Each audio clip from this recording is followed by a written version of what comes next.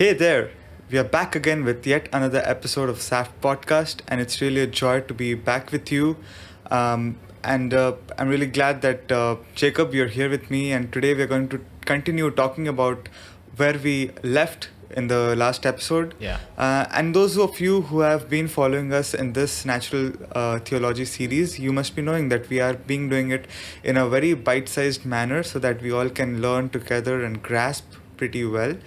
And in the last episode, just a quick recap. We have been talking about a philosopher named J.L. Mackie. Yes. And he had made 3 objections. I know most of you must have not heard about Mackie. He's not a very prominent philosopher, but we did discuss why we are talking about his objections, because he was a very open-minded person looking at everything with a wider perspective. When we look at some philosophers, they are very adamant on showing what they believe it's true, and even if the proofs, or even if whatever the arguments they're putting forth are against it. So J.L. Mackie was a person who wasn't one of them, and that's the reason why we have been talking about him. And today we'll be talking more about these 3 objections. So Jacob, why don't you go ahead and help us recall what these 3 objections were? Yeah. So we were mentioning about, like Pete said, J.L. Mackie's 3 objections to the argument, and we also talked about what was his core reason behind rejecting that everything that begins to exist has a cause, or his objection to the Kalam cosmological argument as such. So his 3 objections were, and Pete should also recall it when we talked about last time, that he said that, well, if you say that, his first objection was that if you say, well, if God began to exist at some point in time, then this is equally mysterious or equally confounding like the beginning of the universe. And his second objection was that if God always existed in time, then for infinite time, as it's put, if God always existed for infinite time, then we could argue the same thing for the universe, that we could also say, well, the universe has also existed for an infinite time. And his third objection, well, it's not sort of an objection per se, but Dr. Craig categorizes it as an objection, is that if you say God is timeless, right, God is without time, then he says it is unintelligible, it is incomprehensible, it doesn't make sense. We don't know what we're talking about. It doesn't make sense to talk about it. So these are these are the 3 objections that lie behind J.L. Mackie's point. And J.L. Mackie brings this out. Dr. Craig points out that he brings these objections out with respect to this creation out of nothing. And what we mean by that is, and you may have heard this term, Creatio Ex Nihilo, meaning creation out of nothing. Nihilo means nothing. Yeah. Which way we have people who identify themselves as nihilist. So they talk about the nothingness of life and so on and so forth. And and Ecclesiastes is sort of like a nihilistic text in the Bible. It's like the only nihilistic text in the Bible, sort of nihilistic text in the Bible, when it talks about, oh, everything is vain, everything under the sun is vain. What is the point of life? Sort of a writing. Anyway, coming back to point. So the Creatio Ex Nihilo says that creation out of nothing, meaning that God created the universe. We see in Genesis 1 verse 1, in the beginning God created the heavens and the earth. So the point is that God created the universe out of nothing. So there wasn't any pre-existing matter, right? It wasn't that God took something that was already there and then, refashioned it, repurposed it, and then created this universe that we see. And this is also very, on a side note, this is actually quite an interesting deviation for the author of Genesis, generally taken to be Moses, to emphasize throughout his writings of this hidden idea of God. When I say hidden, I don't mean that it is not there in scripture. I mean as in it isn't spelled out immediately within Genesis. So it is sort of like assumed when you read that this is Creatio Ex Nihilo. And then we have passages in the New Testament and other places that go on to emphasize even more. But when Moses was penning Genesis, when he was writing Genesis, this was like part of the idea that was put forward. And this is very interesting because during that time, the ancient texts like Enuma Elish, Epic of Gilgamesh, these all texts understood the creation of the universe, the skies and the heavens and the earth, to be something that happened as a result of fight between gods. So I think it was I don't know if it was the Enuma Elish or the Epic of Gilgamesh. I have a feeling it's Enuma Elish, that this Mesopotamian ancient text, that this god called Marduk, he's part of the pantheon, the club of gods. He goes and kills one of the goddess called Tiamat, and out of her body, he creates the universe. And then he takes one of her Wow. like minion or one of her aides, another aid god, sidekick god kind of god, and then out of his blood he creates, I don't know, planets or something or so that. So it's a very drastic, like revolutionary thing to say that, you know, Yahweh created the universe out of nothing, and it is out of this Creatio Ex Nihilo, creation out of nothing, that J.L. Mackie has his objections. So Piyush, we're going to look at these three objections within the next, I think, 15 minutes or so. When you hear the first point, right, that when J.L. Mackie asks, if God began to exist at some point in time, then it is equally mysterious like the beginning of the universe. When you hear that, what is your quick response? Like within 30 seconds, what is your quick response? Yeah, definitely. Like, previous day also I mentioned, like in the last episode, I mentioned that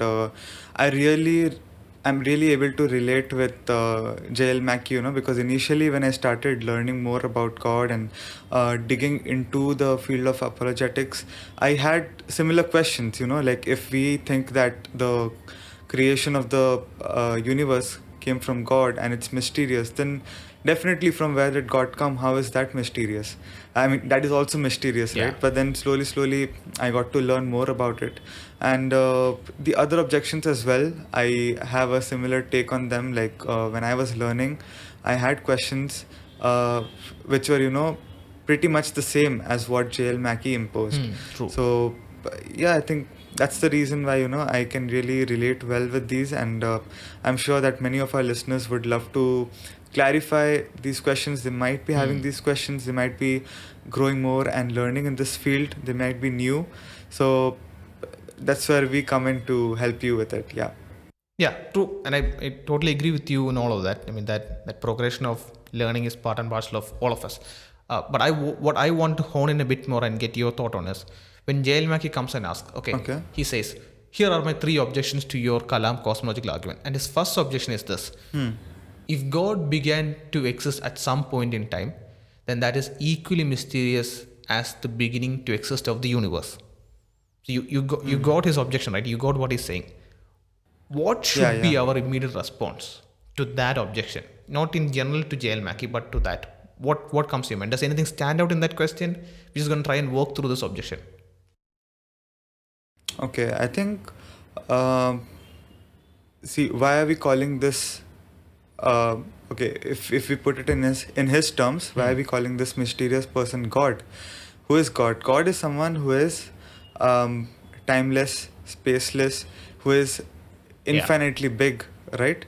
So definitely someone who has these traits, who has these characteristics, can create the universe. No one else can. So I think I'll be talking about these lines if someone comes and asks me about it.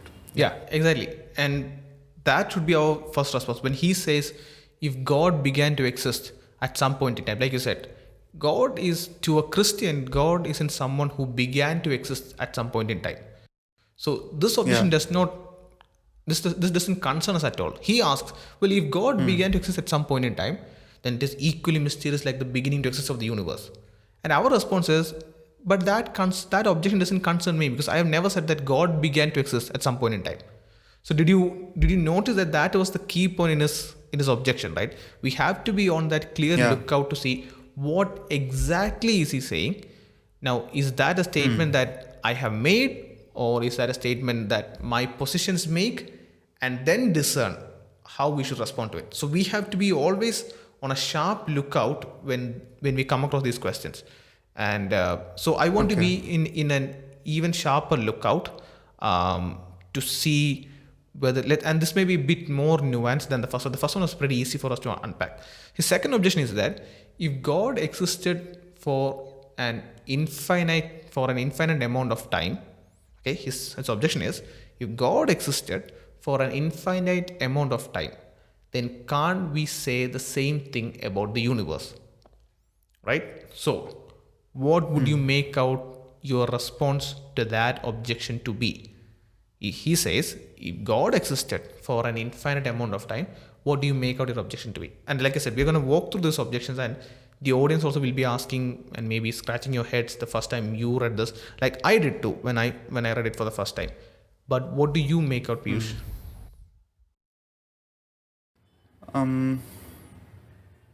Okay. Um, if I mean, we know that God is timeless and He has been there from an infinite amount of time, right? He has been there. So, but then He is okay. In the Kalam cosmological argument, we say that everything that begins to exist has a cause, Right. right? Right. So the universe began to exist, and it has a cause. So it does mean that I mean, in the previous episodes we have talked about cause and effect, right? Right. So there has been a cause which has due to which the universe began to exist, Right.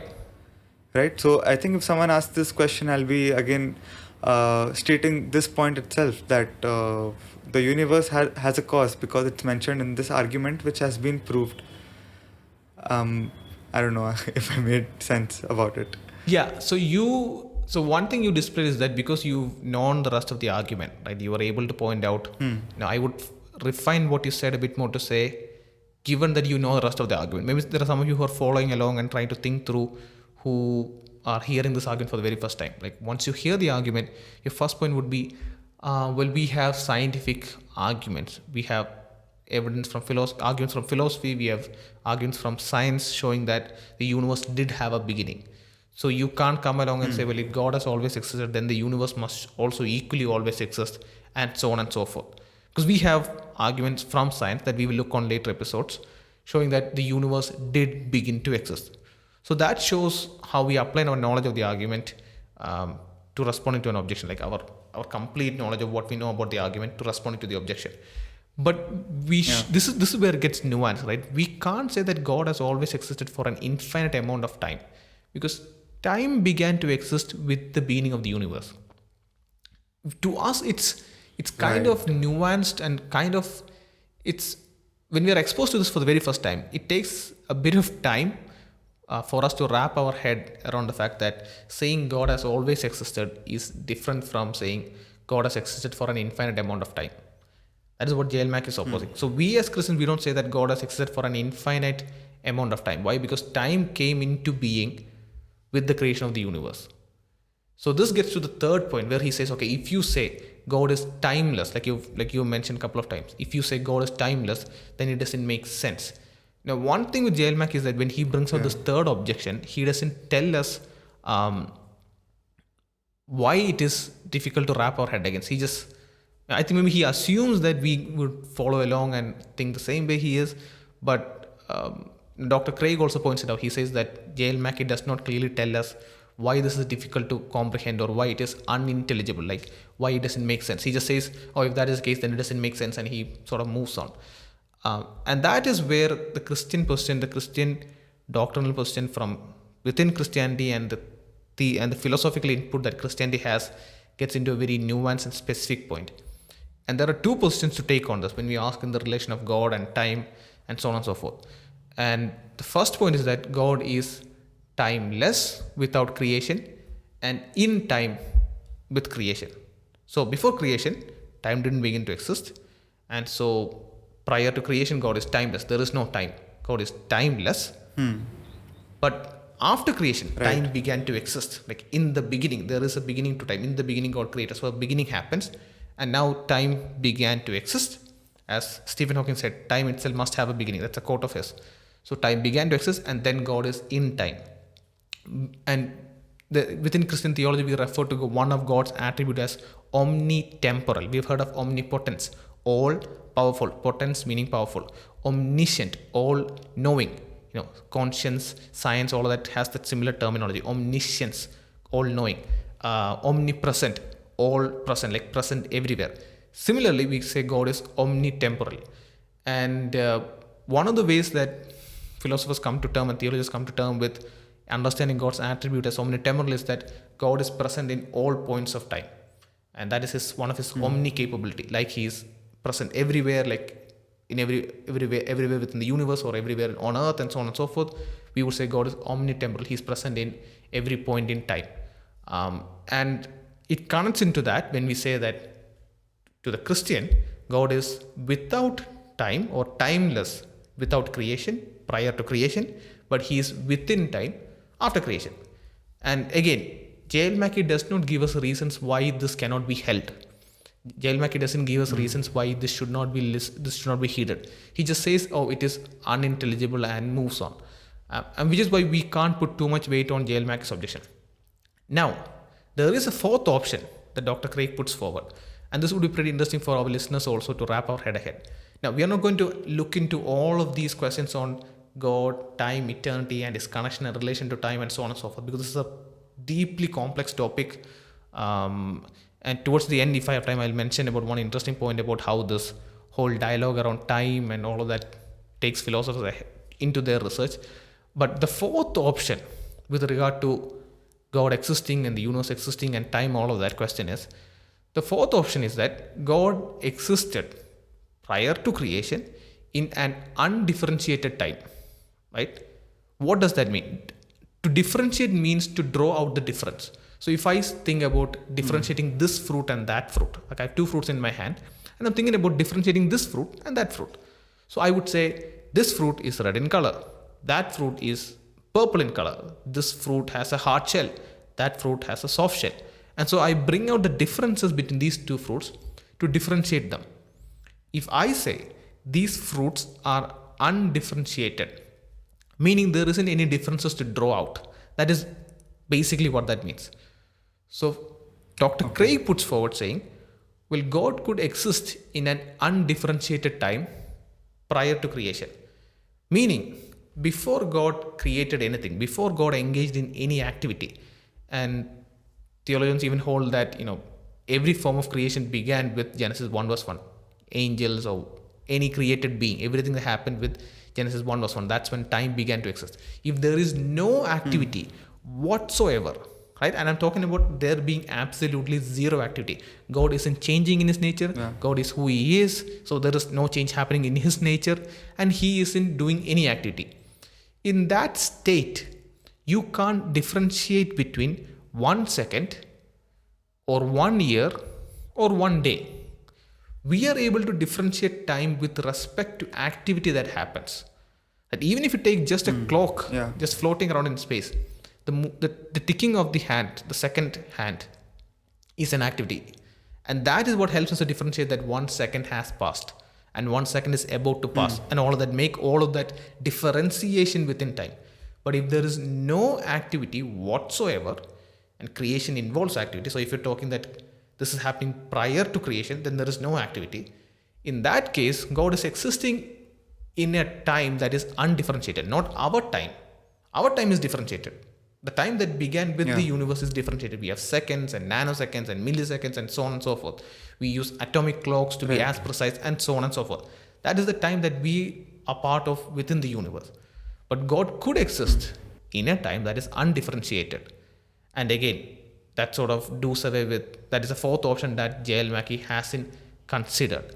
And so these are the depth of objections that come to what J.L. Mackie tries to put forward. Right? When J.L. Mackie comes with his objections, these are the responses that are put counter to what he said. So he said he had 3 objections. First was, if you say that God began to exist at some point in time, then it is equally mysterious like the beginning of the universe. And like you said, we take that God is an uncaused, timeless being. So we never said that God began to exist. So keep your eye out for objections that you hear. Does that concern what you exactly said? Is that something that you said? If so, choose your words correctly and respond to it. So be very careful when someone tries to misrepresent your position. So that is not a point that we said, that we never said that God began to exist. A Christian never says that God began to exist. Second, he said that God always existed for an infinite amount of time. Now, it may strike us as saying God has always existed, but it is more nuanced. So to J.L. Mackie, we would say, no, that is not a point that we have said. Time began to exist with the creation of the universe. So God did not always exist for an infinite amount of time. Because when you say an infinite amount of time, you're talking about some sort of metric system to calculate time, right? Yeah. Right now, I talked about undifferentiated time. There is no difference between 1 minute or 1 second or a million years. There is no difference. There is no differentiation. Yes. So you can't say how much time has transpired. It is only if you're able to count it in some sense that you can say an infinite amount of time has transpired. You, I hope it's coming through to you in some sense. Is it? Am I making sense, Piyush, with that? What I've talked about differentiation, time, and stuff. Yes, Yeah. definitely. So It was like, yeah. Go ahead. yeah, it did make sense. Yeah. So that point won't affect us. And third point of J.L. Mackie was, if you say God is timeless, if you say God is without time, then it doesn't make sense to us. Keep in mind, it is the burden of the person who is putting forward the claim to prove it or to substantiate, or at the very least make an advancement for that claim. Even if they don't, I'm talking about normal conversation that we would have with our friends. Even if they don't come and list a huge list of defense and evidence and proof for their claim, they should at the very least do something to advance their claim. So J.L. Mackie says, it is unintelligible. You can't make sense of God without time or God timeless. And then he doesn't do further. He just makes their claims and move on.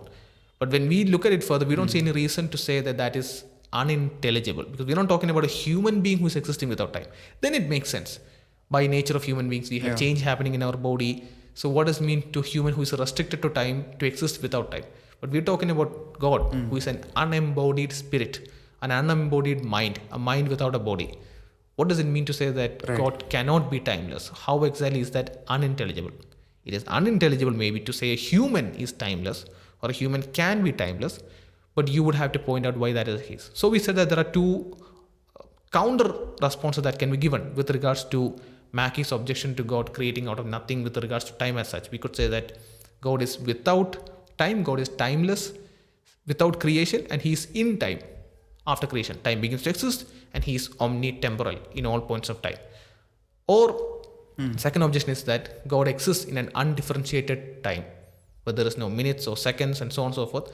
And because it is an undifferentiated time, because in that time you don't have a difference between 1 second or 1 year or a million years, because there is no activity happening, our time begins to exist with the creation. So therefore, in the subsequent episodes, when we talk about things happening for an infinite amount of time, it does not apply to God's time. Why? That is an undifferentiated time. He is not existing for an infinite amount of time in that time structure. It is undifferentiated. There is no difference between 1 second or a million years.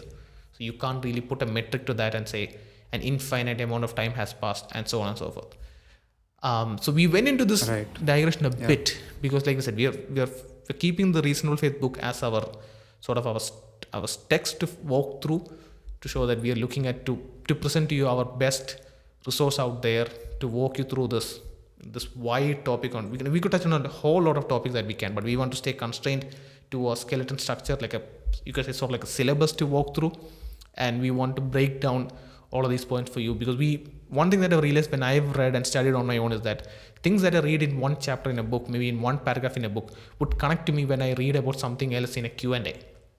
It's kind of coincidental or providential ordering of God. However you may see it, it's quite fabulous that points of information that we pick out in some areas connect to what we may study later on. And some of you would be interested in this time dialogue, and because we've gone a bit over time, I don't want to stress about this interesting part of how philosophers go much in depth about time and how we understand time and as such. But it's a very interesting field to pursue further if you are interested about time and what is and how God relates to time and so on and so forth. So that would be our response to our overview of J.L. Mackie, one of the best atheist philosophers to have existed in the 20th century. Our response to J.L. Mackie's objection. And I think it's time to call it off for this episode. Yeah. Wow. And indeed, there was a lot to learn from this episode. Thank you, Jacob, for helping us to know how we, how we object the objectives, we object the objections which were there from J.L. Mackie for the Kalam cosmological argument. And with this, we have come to the end of this episode. And as Jacob mentioned, we have crossed our time limit. But next episode onwards, we'll try to stick to the 20 minutes mark, keep our episodes bite-sized. And this is it from our side for today's episode. And hope to see you in the next one. Take care and stay safe.